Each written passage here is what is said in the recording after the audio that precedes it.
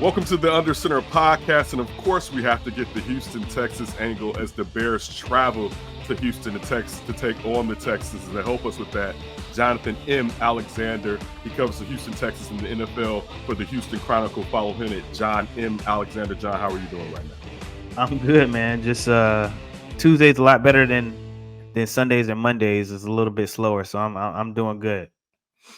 Listen, Jonathan, we want something that you all have down there desperately here in Chicago. And we were just talking about it prior to you joining us.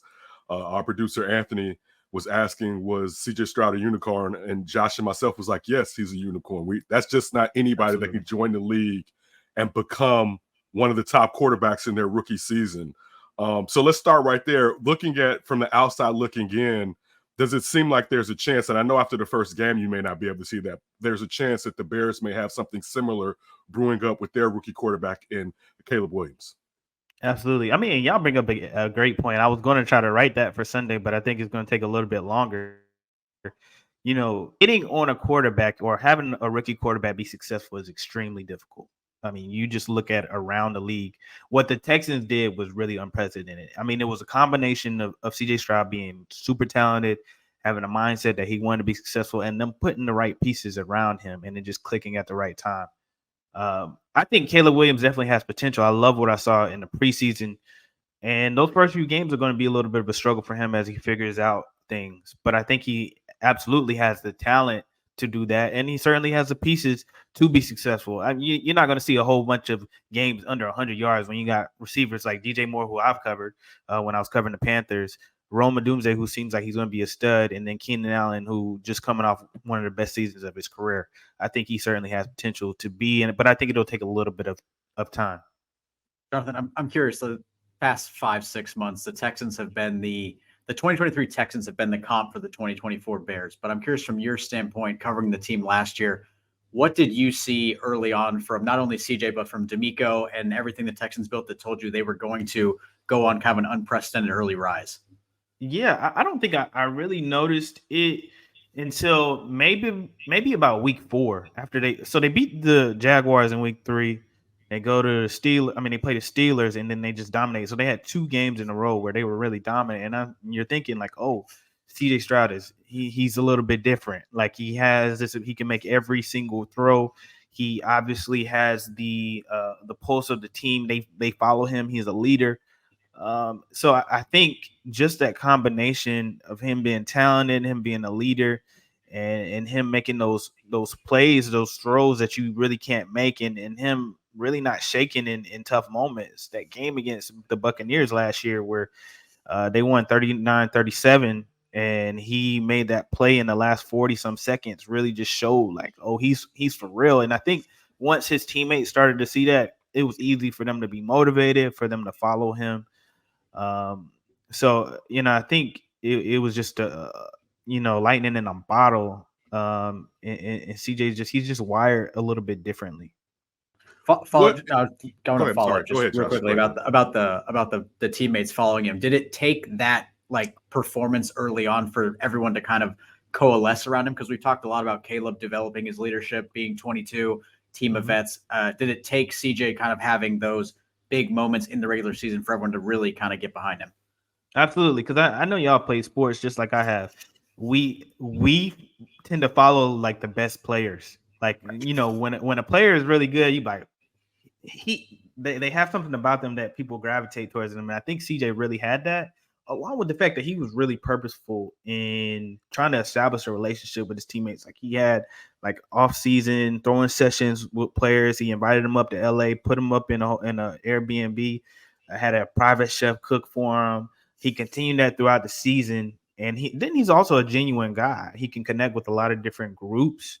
And so that comes easy to him. So I think those combination of things, along with seeing him perform and not be scared, like when you have a quarterback, that really sets everything. People will follow. And I think seeing him perform well and have that success really allowed them to just, you know, trust him and follow his lead. Correct me if I'm wrong. We always talked at the end of the 2022 season where the Bears were hoping they can get the number 1 pick You were hoping and praying that, of course, Lovie Smith would win that game, and we always made a joke of building a statue outside of Soldier Field for Lovie. But the really reason I bring that up is because, in all fairness, Lovie helped two organizations. I'm a Tide fan, Roll Tide all day, but I was a CJ Stroud guy. I wasn't a Bryce Young guy. And the fact that perhaps if Houston had gotten that first pick, a lot of people would have been tempted to take Bryce Young. Is Lovie appreciated now perhaps taking the ability to draft Bryce Young away from the Texans and setting them up for what looks like a bright future with CJ Stroud? Oh, yeah, absolutely. I mean, I was at the Hall of Fame game, and I can't remember. I think it was Devin Hester who gave credit to Lovie Smith, and I saw Texans fans and Bears fans agreeing and getting along because both of them benefited from what happened in that game. I strongly believe, and the Texans would never admit this would probably never ever get out, but I strongly believe that if the Texans had the number one pick, they probably would have picked Bryce Young. I know they were high on him. They really liked his makeup. I think eventually over time they became really high on CJ Stroud as well, which is why they didn't make the trade. They didn't think that giving up all the assets that would have been required to get that number one pick were worth it, because the talent level between the two wasn't that much different. It was also a safer pick for them. So I think you can't do anything but give Lovie Smith credit, because he took that decision out of their hands and there wasn't as much pressure. You let the Panthers make the decision, and then you pick the best available quarterback who was on the board at the time, and that was definitely CJ Stroud. So yeah, I think Texas fans definitely appreciate Lovie Smith. Something that the Bears have long looked and wanted for, other than a quarterback, as an offensive coordinator, something the Texans also have. So with Bobby Slowick, how did you see him and CJ kind of get on the same page early on and kind of springboard that development? Because Shane Waldron, after a 93-yard passing game, I mean, Caleb's going to get a ton of grace. Shane Waldron probably won't. Yeah, it's a great question. I think early on, Bobby Slowick was a first-time play caller. CJ Stroud was obviously first year in the league. It took a lot of collaboration. I think Bobby is a very intelligent offensive coordinator. He is the son of a coach, a former NFL defensive coordinator. So he has a little bit of that knowledge as well. But I think the strong suit of Bobby was he was willing to adapt, and they adapted to CJ Stroud. They figured out what throws that he liked and implemented that into the offense a lot more. They weren't, this is my way or the highway. And I think that's where a lot of coaches tend to struggle. Like, do it this way, but maybe that doesn't suit your quarterback best. And I think that's what Bobby Slowick did, and they took advantage of all of CJ Stroud's assets and used it to their advantage. And that's why you're seeing the success. And I think that's why Bobby Slowick will be a head coach next year. Josh, did you have any more big picture questions you want to ask before we get towards the game? I want to stick with Bobby Slowick. You look at this past game against the Indianapolis Colts, and CJ was pressured 38% of the time and took 4 sacks. What are they going to do to kind of shore up this line to keep him upright? Because he can have all the weapons and be as great as he is, but if he's laying on his back, he's not going to be able to execute, period. Yeah, absolutely. I think it's a great point. I think one of the things that the Colts really did was they ran a lot of stunts that really confused the Texans, and DeMeco Ryans admits they weren't really prepared for a lot of the looks that the Colts gave them. So I thought it was great game planning by Gus Bradley. I think the Texans will probably be a little bit more prepared. I didn't see them get beat a ton of times as far as like just one-on-one, mano-a-mano. They got beat with a lot of different strategy that the Colts utilized, but you got to keep him upright. That's the only way you can get the ball downfield, and the only way he can find his receivers. So I think they'll be mindful of that. I also think the benefit of the Texans this year is they have a running game where they didn't have that in the past. If they didn't have a running game, I'd be a little bit more concerned. You can run the ball with Joe Mixon now, and now teams are going to have to respect that, and they can't always, get after. If the passing game isn't working now that they can go to the running game. So I think it's something that they'll be mindful of, something they'll be prepared. I think other teams will look at what the Colts did and try to replicate that. But I think now that the Texans know what the issue is, they'll be better prepared. You mentioned the run game last year. They were 28th in rushing. They had the most rushing yards in week 1. How much of that was Joe Mixon and Slowick's scheme, and how much was just maybe something the Colts kind of weren't tapping into in the run defense? Yeah, that's a great point. I was listening to some of the comments that the Colts made, and I really do believe that they were really preparing to stop CJ Stroud and stop the deep passing attack. And they only allowed one explosive play all game, but they didn't account for Joe Mixon. And how could you? You didn't know what he looked like in this offense. He was slowing down a little bit with the Bengals. And I think he kind of snuck up on them. But I think Joe Mixon, it was a combination of things. One, he's motivated. He was highly motivated by the Bengals moving on from him. I think the Texans finally got the offensive line they wanted. Kenyon Green, who was hurt all of last year, is back and looks better than ever because he struggled in those first two seasons. Laramie Tunsil, all-pro type of left tackle, is healthy. Titus Howard is finally healthy at right tackle. Shaq Mason is consistent. I think that combination of things all working together is why you're seeing the success that they're having in the running game. It is crucial for Bobby Slowick's offense to fully flourish because he lives off play action plays, and now that you have that, that opens up things. And I think it was just a combination of things and why it works. You just mentioned the offensive line, and you think about you brought in Joe Mixon, the team brought in Joe Mixon, you brought in Stefon Diggs on now a 1-year deal. Nico Collins shined last year. No one knew exactly that he can be the stud that he is. And of course, Tank Dell. How does the fan base feel going from what took place with Deshaun Watson? I don't know if anybody would have thought the sun would be shining as bright as it is on the Texans' future at this moment. It has to feel extraordinary to think about what could potentially happen with what looks like a great quarterback in CJ Stroud moving forward. Yeah, absolutely. I mean, I arrived right after they traded Deshaun Watson, so that was 2002. So they were coming off a year where they were, Texas fans were just through with the Texans organization because they had 3 consecutive losing seasons, fired 3 consecutive back-to-back coaches, didn't have any stars, were in a rebuilding process, and that's tough for a fan base, right? But to turn it around so quickly, to hit on your head coach, to hit on your quarterback, offensive coordinator, and everything to come together, they're really excited about the future and what they can potentially do. And they have a lot of core young pieces to be competitive in the playoffs for many years to come. Now, they still have to get past teams like the Chiefs and the Ravens, but I think they're a little bit closer than they were last year and certainly in past 2 years. So I think that gives this franchise hope. They love football. Texas is a football state. And when the Texans are winning, they ride for this team. And I think you'll kind of continue to see that as the year progresses. With Diggs, how have you seen him kind of integrate himself into the fabric of this young team? Obviously, a guy who kind of wore out his welcome in Buffalo. How's he been, and how much of the responsibility is on CJ and Bobby to kind of make sure that Stefon is happy and kind of not rocking the boat of a team that has Super Bowl aspirations? Yeah, I think he kind of came in here with the understanding that he is surrounded with a lot of good pieces. Tank Dell, Nico Collins was the number 1 receiver when he came in, and Stefon Diggs' reputation precedes him. He's the 4-time Pro Bowler, but he has had a history of being an emotional player, and he's been labeled a diva. I think he knew what he was walking into, and I think he does want to win. I think in some respects, I think he's a little bit misunderstood in the fact that he's competitive and maybe, his emotions show out in a way that other people aren't used to. But I think he understands that. He's trying to be himself. He came in here with a leadership role, and he's you can see him be a mentor to guys like Nico Collins and Tank Dell, and they love him in there. He was voted a team captain for a reason, and they rock with him for sure. And I think as long as the Texans are winning, I think you're going to see a happy Stefon Diggs. And I don't anticipate the Texans taking a step back unless they suffer a serious injury. So they also stripped those final 2 years of his contract so he can be a free agent and go get a contract. And it'll probably be with another team. So I think they made it so that it is designed for him to be happy. And I don't anticipate any rifts happening unless you see a long losing streak. And I don't think that's going to happen.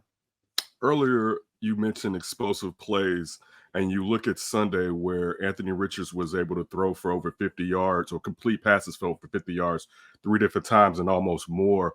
What will DeMeco Ryans do to shore up those explosive plays moving forward, particularly with the Bears coming down to Houston, if the Bears can get explosive plays versus the Texans? No, go ahead. Sorry, I didn't mean to cut you off. Yeah, I think that's been an issue for the Texans for the past 2 years. Those explosive plays. That's one area that teams are seeing on film. You see the same play pretty much often. Teams are seeing on film that the Texans are vulnerable with the play action pass, in that deep pass where the wide receiver splits the safety and the cornerback. I think what the Texans are going to do is they're going to try to continue to get better pressure on quarterbacks, so guys like Anthony Richardson won't have the time to make those throws. And I think the safeties are going to be better positioned, or they're going to be a little bit more mindful because they knew that it was coming, and they were and they've seen it on film. They were prepared for it.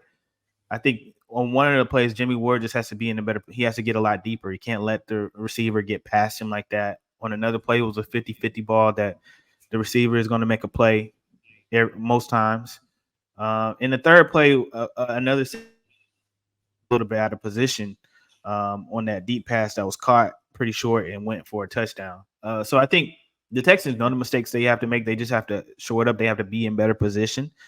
And but until they show that they can stop that, teams are going to kind of continue to exploit that. So I think what the Texans will try to do is try to get more pressure and just be more aware of when that play could potentially come.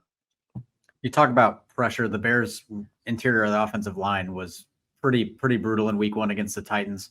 I know Danielle Hunter and Will Anderson on the edge. How's the interior pressure for Houston? Is that something that DeMeco Ryans can exploit since the Bears are pretty shaky up the middle?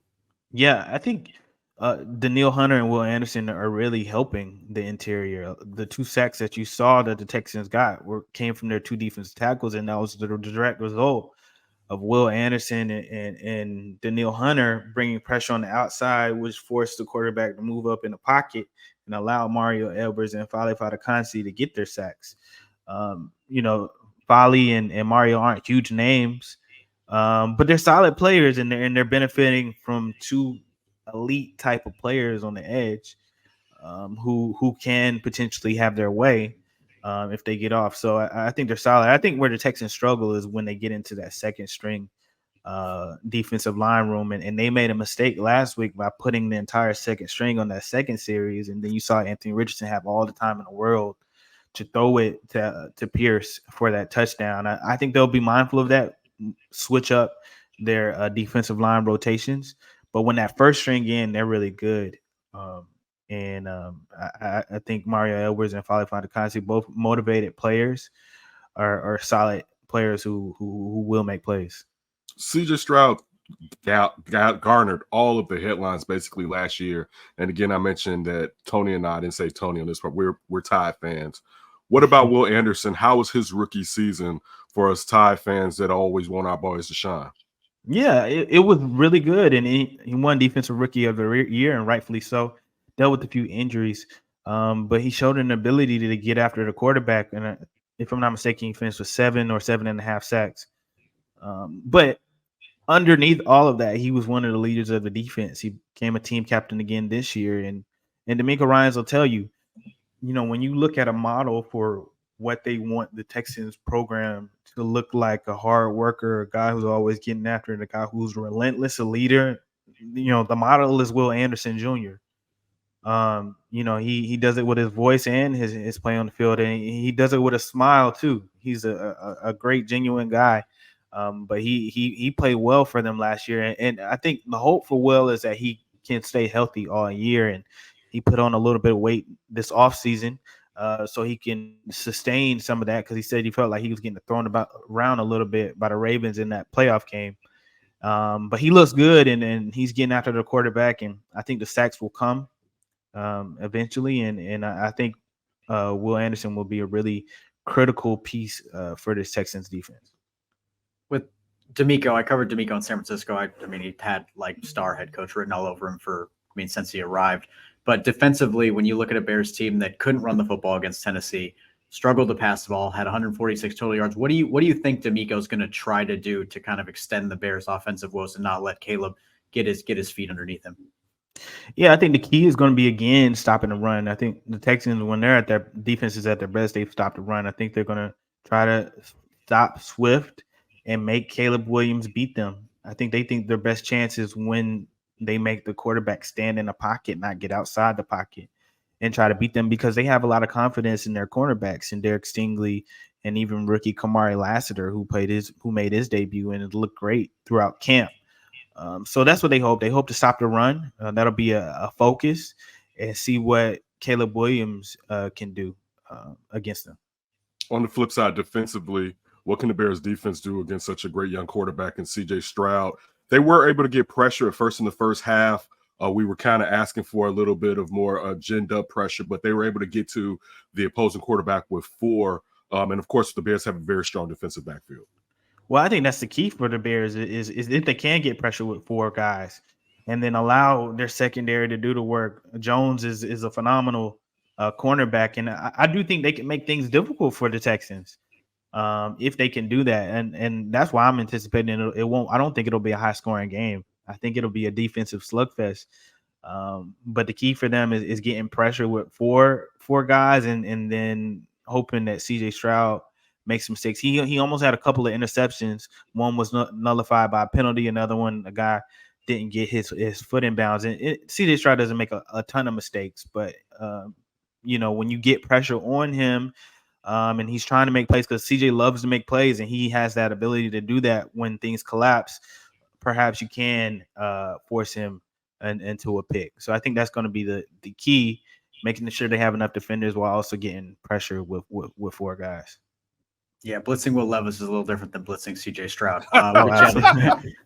We'll get you out of here with this. Prediction for Sunday. I think, I think Caleb Williams is going to be really good for the Bears eventually, but I think the first 2 games are always the toughest. So I think the Texans are catching the Bears at the perfect time. So I think the Texans will win. It'll be something like 27-20, I think. And it'll be close because I think the Bears have a really good defense, but I think the Texans ultimately just have a little bit. I think going a shootout between the two, or you're going offenses, I think Texans have a better offense and will have the ability to beat the Bears. Thank you, Jonathan. We definitely appreciate it, and we look forward to talking to you down the line. Absolutely. Appreciate y'all. Congrats. You finished the video. If you want to build on that success, download the NBC Sports Chicago app. It's got highlights, exclusive insights, and push alerts tailored to you. Everything you need to be a real Chicago sports fan. Download it now.